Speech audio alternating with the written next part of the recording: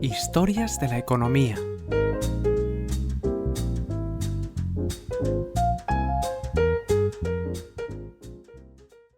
Episodio 128. El robo a un banco que dio origen al síndrome de Estocolmo.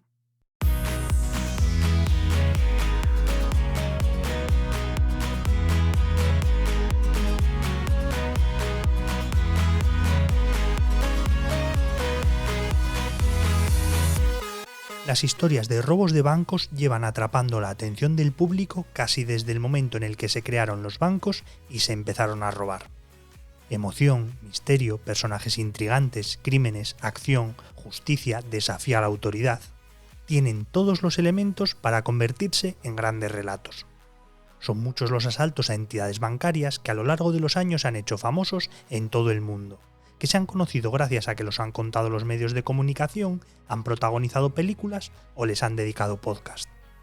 Hay casos que se han hecho famosos por la cantidad robada, el método utilizado, lo brillante del planteamiento, lo carismático de sus protagonistas o lo brutal y sanguinario del propio robo. Pero el asalto más famoso de la historia no lo es por ninguno de esos motivos, sino por las consecuencias, que acabaron creando un fenómeno psicológico, el síndrome de Estocolmo, que recibe este nombre por un incidente ocurrido en la ciudad de Estocolmo en 1973, hace 50 años.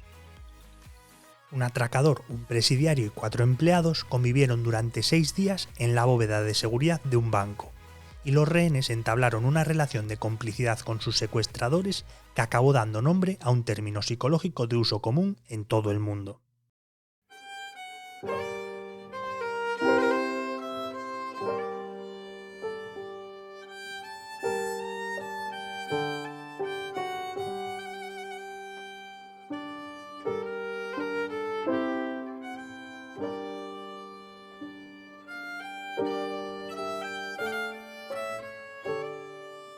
El 23 de agosto de 1973, Jen Olsson entró encapuchado, drogado, armado con una metralleta y con explosivos en la sucursal de Credit Bank, en la céntrica plaza de Norrmalmstorg.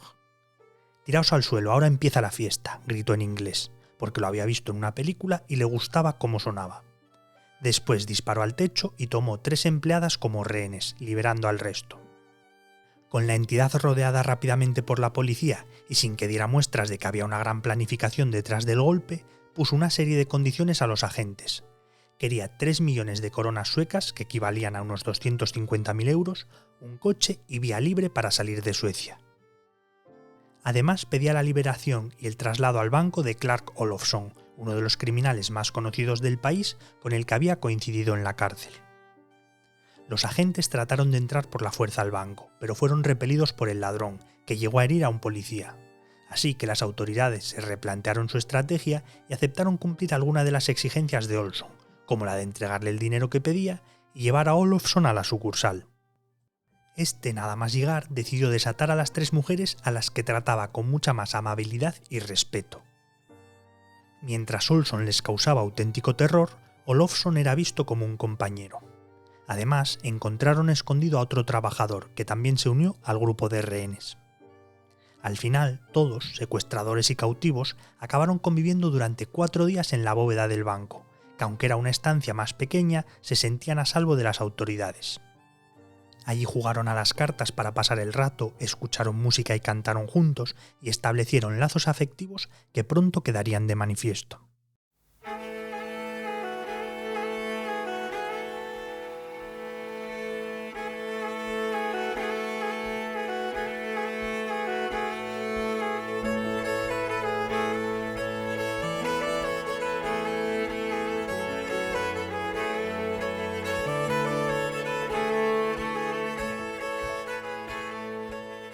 Por ejemplo, durante ese cautiverio, una de las secuestradas, Kristin Enmark, ejercía de portavoz de los rehenes, y hasta llegó a hablar con el primer ministro Olof Palme.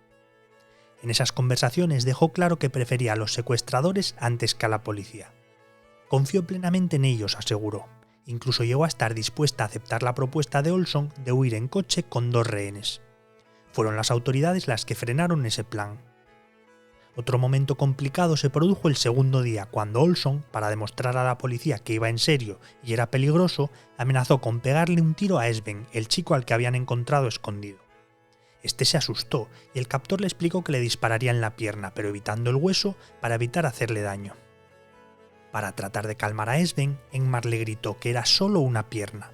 Finalmente no hubo ningún disparo y la relación entre todos mejoró. De hecho, el chico reconoció que tenía que forzarse a recordar que estaban con 2 secuestradores violentos y no con 2 amigos.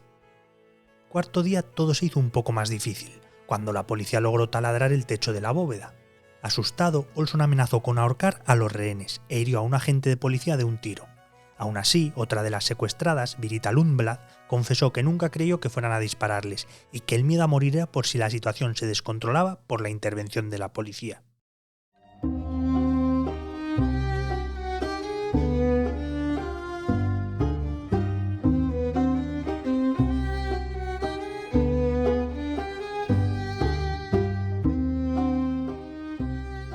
Se creó una extraña relación de complicidad entre secuestradores y rehenes, una mezcla de terror y necesidad de convivencia que les empujó a colaborar.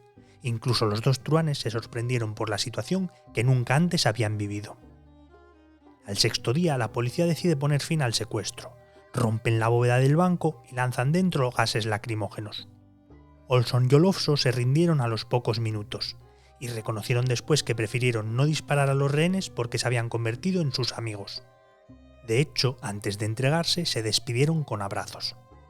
Nils Bejerot, criminólogo y psiquiatra, colaboró con la policía durante todo el proceso, y fue el que acuñó el síndrome de Estocolmo, aunque inicialmente se llamó síndrome de Norrmalmstorg. Es un fenómeno paradójico de vinculación afectiva entre los rehenes y sus captores, señaló. Una reacción afectiva fruto del temor y el trauma.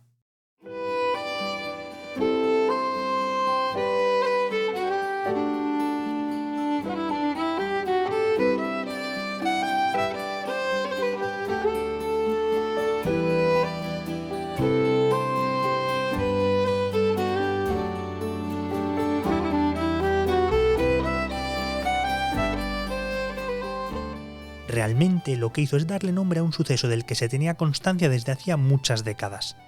Pero gracias a poder vivirlo en directo y a conocer mejor qué estaba ocurriendo, se atrevió a etiquetarlo y definirlo.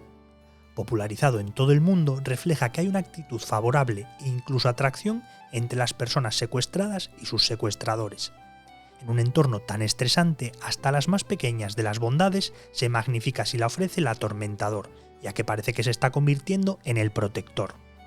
Es un mecanismo de supervivencia que, aunque parece ilógico, se da en muchos ámbitos de la vida, como en el trabajo o en el hogar, cuando se producen relaciones tóxicas o de violencia. El síndrome de Estocolmo ha sido estudiado y reconocido como un fenómeno psicológico, aunque con numerosas aristas que no es universal en todas las situaciones de secuestro. El caso original sirvió de punto de partida para entender mejor la complejidad de las respuestas psicológicas en situaciones de amenaza y reclusión involuntaria. También ha dejado su huella en la cultura popular, inspirando películas, series y libros que exploran esta conexión anómala y poco deseada.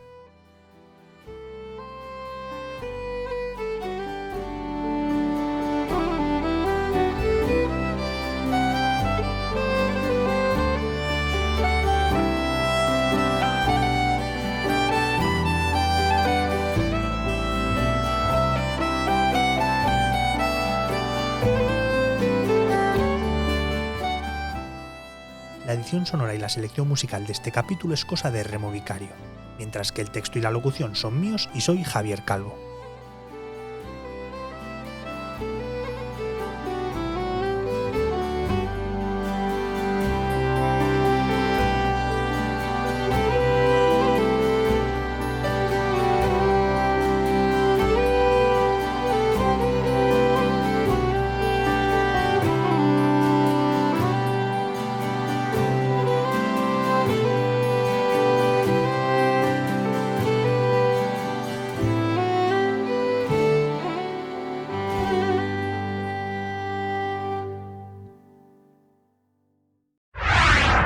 El Economista Podcast.